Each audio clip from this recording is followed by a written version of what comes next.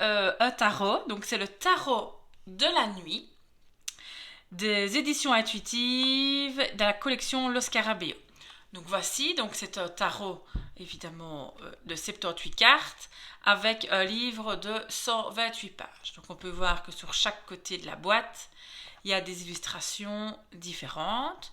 Donc c'est une boîte qui s'ouvre comme ceci, voilà, avec les cartes à l'intérieur évidemment. Donc je vais prendre les cartes, voilà. Et alors on a en premier lieu, donc j'ai déjà regardé le tarot, hein, donc voilà, j'ai remis les cartes dans l'ordre pour une fois. Donc là on a une première carte que moi je vais utiliser comme marque-page.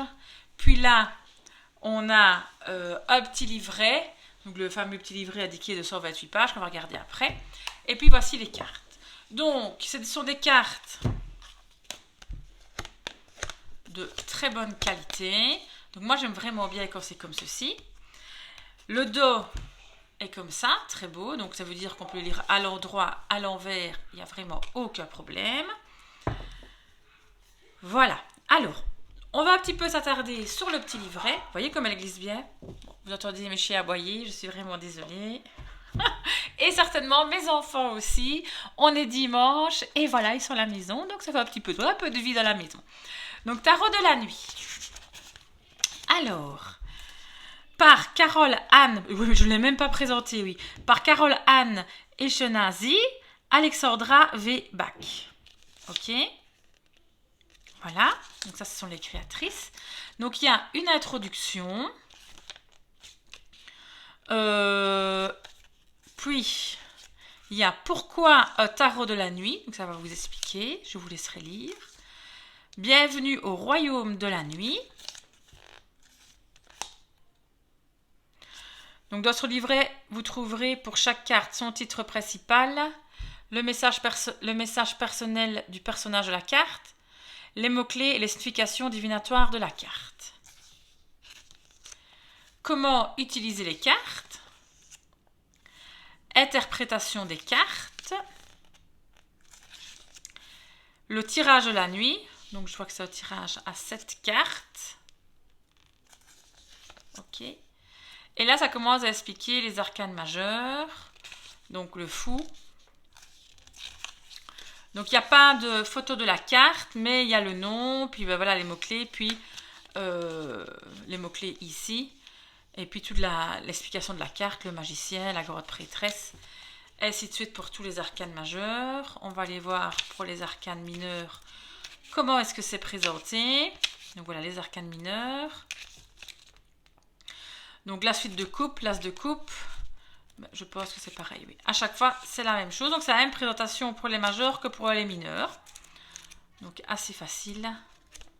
Et voilà. Donc voilà pour le petit livret qui m'a l'air, par sa petite taille même, assez complet. Donc c'est quand même assez sympathique. Et on va regarder un petit peu les cartes. Donc vous pouvez voir déjà que c'est des très... Enfin moi j'adore, c'est des très très beaux dessins. J'avais déjà, avant le tarot de la nuit, l'oracle de la nuit. Donc c'était pareil par les mêmes créatrices.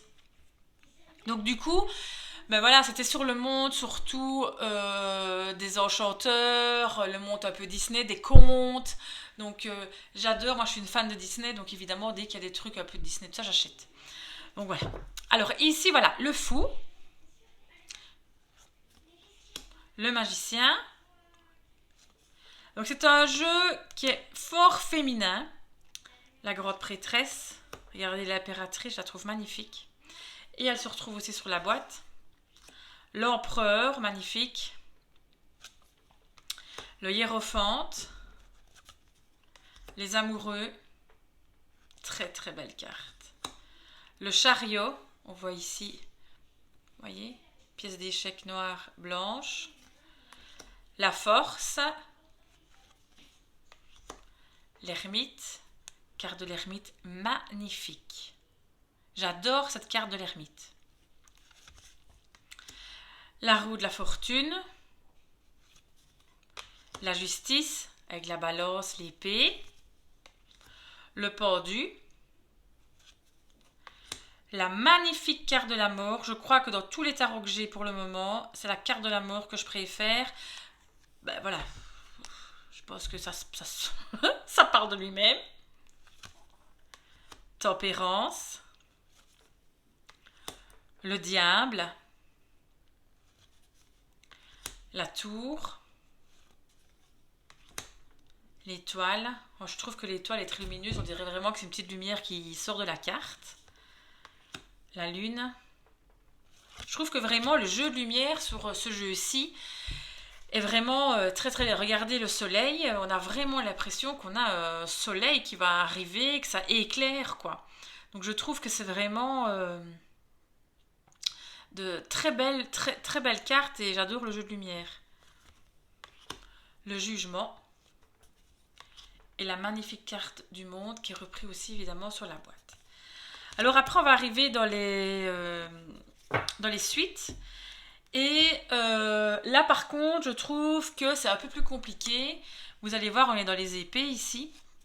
Oui, elles sont dans le sens que je les ai remis dans l'ordre, mais je commence par les rois jusqu'à l'as, d'accord? Donc dans l'autre sens.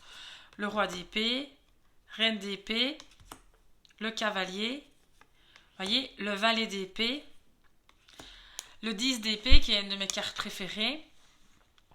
Donc le 10 d'épée, il n'y a pas les épées dessus. Donc, j'aime beaucoup cette carte-là dans le sens où on remarque, voilà, il a l'impression qu'il va se noyer et tout. Mais moi, j'aime beaucoup quand il y a quand même les épées et qu'on respecte un minimum la règle du Rider-Waite. Ici, pour les débutants, dans les arcanes mineurs, ça va être assez compliqué, vraiment, si vous ne connaissez pas le tarot, je trouve, de pouvoir regarder les cartes. Alors, ici, si, on voit bien le 10 d'épée et que c'est pas une carte très joyeuse et tout ça, que voilà, on a vraiment difficile, la personne a vraiment les yeux rouges, c'est limite de la noyade, c'est sa tête qui est dans le mental, ok, donc on peut l'analyser comme ça. Le 9 d'épée aussi, on est plus dans le cauchemar et tout ça, donc on remarque. Donc je trouve que les épées, franchement, ne sont pas trop mal faites, mais il y a des cartes qui, moi je trouve, c'est un peu plus dur à les analyser si vous n'avez pas un minimum de connaissances un petit peu dans le tarot. D'accord? Ou alors, évidemment, à chaque fois, vous avez le livret, il est fait pour ça. Hein. Donc le livret est vraiment fait pour ça, il a l'air franchement pas trop mal expliqué. En tout cas, de ce que j'en ai lu. Parce que moi, je lis pas spécialement les livres du tarot, sauf pour l'explication un peu de la carte de l'auteur.